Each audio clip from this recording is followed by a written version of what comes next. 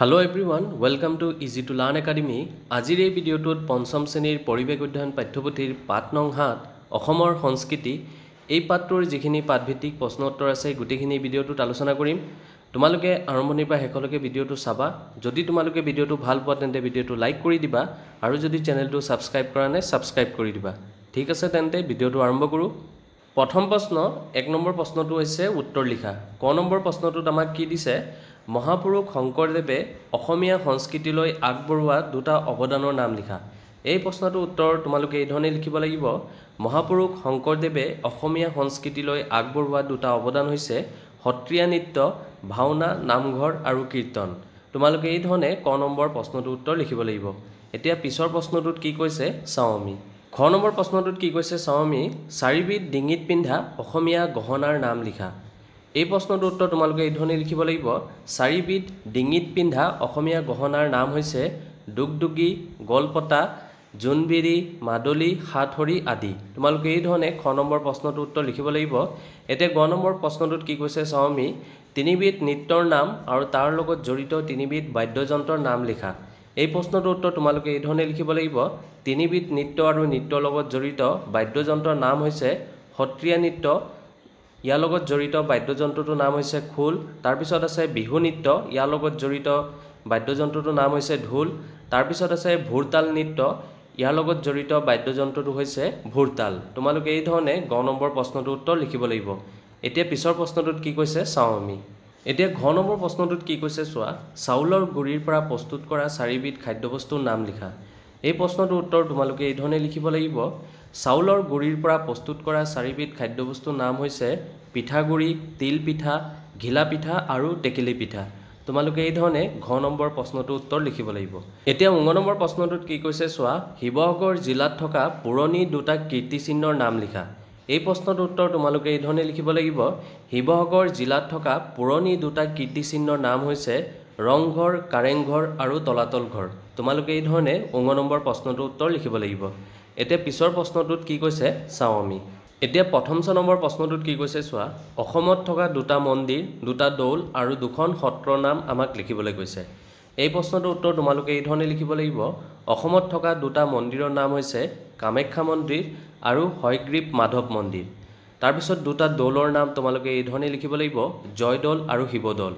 তাৰপিছত দুখন সত্ৰৰ নাম তোমালোকক দেখিবলৈ কৈছিলে তোমালোকে লিখিব লাগিব আউনীআটী সত্ৰ, কমলাবাৰী সত্ৰ আৰু দক্ষিণপাট সত্ৰ। মই তিনিটা লিখি দিছোঁ, তোমালোকে দুটা লিখিলেই হ'ব। এতিয়া পিছৰ প্ৰশ্নটোত কি কৈছে চাওঁ আমি।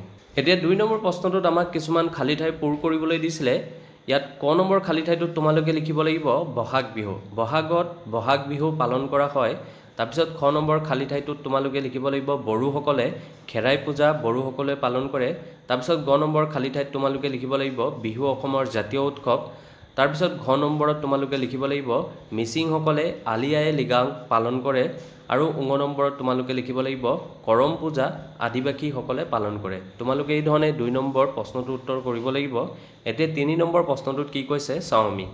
এতিয়া 3 নম্বৰ প্ৰশ্নটোত কি কৈছে চোৱা অসমীয়া সংস্কৃতিলৈ মহাপুৰুষ শংকৰদেৱৰ অৱদানৰ বিষয়ে 10টা বাক্য আমাক লিখিবলৈ কৈছিলে।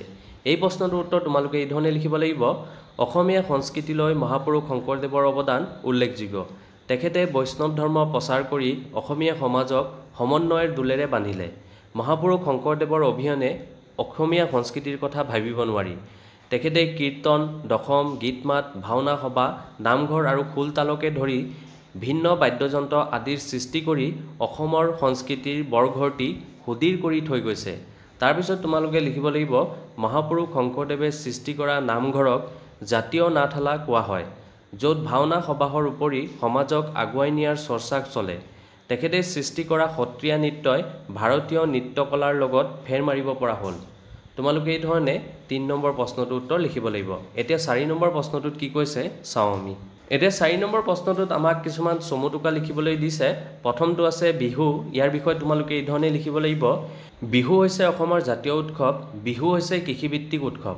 বিহু তিনিটা বহাগ মাহত বহাগ বা ৰঙালী বিহু, মাঘত মাঘ বিহু বা ভোগালী বিহু আৰু কাতিত কঙালী বা কাতি বিহু পালন কৰা হয়। বহাগত কৃষকে পথাৰত নগুটি সিঁচে আৰু মাঘত খেতি চপায়। কাটিত ভৰা পথাৰ এখন কামনা কৰে আৰু খেতিডৰা পোক পৰুৱাৰ পৰা ৰক্ষা কৰিবলৈ চাকি জ্বলায়। তোমালোকে এই ধৰণে চমুটোকাটো লিখিব লাগিব। এতিয়া পিছৰটো তোমালোকে কি ধৰণে লিখিবা সেইটো চাওঁ আমি। খ নম্বৰ চমুটোকাটো আছিলে পুতলা নাচ। ইয়াৰ বিষয়ে তোমালোকে এই ধৰণে লিখিব লাগিব। অসমৰ সংস্কৃতি জগতখনত অতি প্ৰাচীন কালৰে পৰা প্ৰচলিত হৈ অহা এটা নাট্য অনুষ্ঠান হৈছে পুতলা নাচ।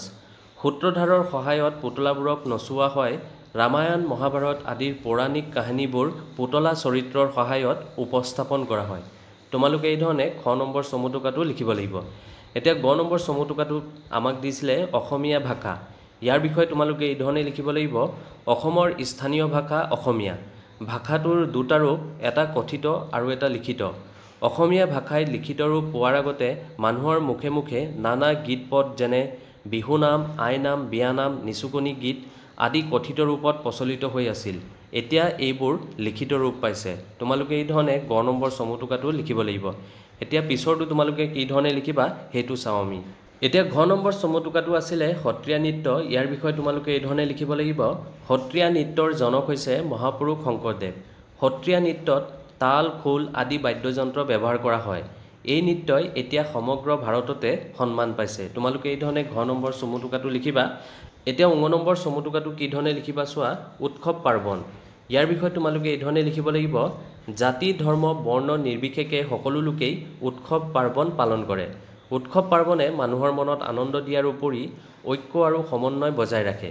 অসমীয়া মানুহে পালন কৰা কিছুমান উৎসৱৰ নাম হ'ল বিহু, মহাপুৰুষসকলৰ তিথি, সৰস্বতী পূজা, লক্ষ্মী পূজা, বিশ্বকৰ্মা পূজা আদি। তোমালোকে এই ধৰণে ঙ নম্বৰ চমুটোকাটো লিখিব লাগিব। এতিয়া পিছৰ প্ৰশ্নটোত কি কৈছে চাওঁ আমি। এতিয়া ৫ নম্বৰ প্ৰশ্নটোত আমাক কি কৈছে চোৱা। ক অংশৰ লগত খ অংশ মিলোৱা। এই প্ৰশ্নটোৰ উত্তৰ ছাত্ৰ ছাত্ৰীসকল মই কৰি দিছোঁ। তোমালোকে এই ধৰণে প্ৰশ্নটোৰ উত্তৰ কৰিব লাগিব। তোমালোকে ক অংশত থকা তেজপুৰ, ইয়াৰ লগত অগ্নিগড় এইটো মিলাব লাগিব। তাৰপিছত ক অংশত থকা কামৰূপ, ইয়াৰ লগত তোমালোকে পুৱামক্কা এইটো মিলাব লাগিব। তাৰপিছত ক অংশত থকা গোৱালপাৰা, ইয়াৰ লগত তোমালোকে সূৰ্য পাহাৰ এইটো মিলাব লাগিব। তাৰপিছত ক অংশত থকা ধুবুৰী, ইয়াৰ লগত তোমালোকে টেগ বাহাদুৰৰ গুৰুদ্বাৰ এইটো মিলাব লাগিব। তাৰপিছত ক অংশত থকা কাছাৰ, ইয়াৰ লগত তোমালোকে খ অংশত থকা ভুৱন পাহাৰৰ মন্দিৰ এইটো মিলাব লাগিব। তোমালোকে এই ধৰণে ৫ নম্বৰ প্ৰশ্নটোৰ উত্তৰ কৰিব লাগিব। এতিয়া ৬ নম্বৰ প্ৰশ্নটোৰ উত্তৰ কি ধৰণে কৰিবা চাওঁ আমি। এতিয়া ৬ নম্বৰ প্ৰশ্নটোত আমাক এখন শৰাইৰ ছবি আঁকিবলৈ কৈছিলে। তোমালোকে স্ক্ৰীণত যি ধৰণে ছবিটো দেখা পাইছা এই ধৰণে শৰাইৰ ছবি এখন আঁকিবলৈ চেষ্টা কৰিবা। ঠিক আছে ছাত্ৰ ছাত্ৰীসকল, ইমানখিনি আছিলে এই পাঠটোৰ প্ৰশ্ন। আশা ৰাখিছোঁ ছাত্ৰ ছাত্ৰীসকল তোমালোকে এই ভিডিঅ'টো ভাল পাইছা। যদি ভিডিঅ'টো ভাল পাইছা তেন্তে ভিডিঅ'টো লাইক কৰি দিবা আৰু যদি চেনেলটো ছাবস্ক্ৰাইব কৰা নাই ছাবস্ক্ৰাইব কৰি দিবা। আজিলৈ তেন্তে তোমালোকৰ পৰা বিদায় লওঁ। ধন্যবাদ, থেংক ইউ।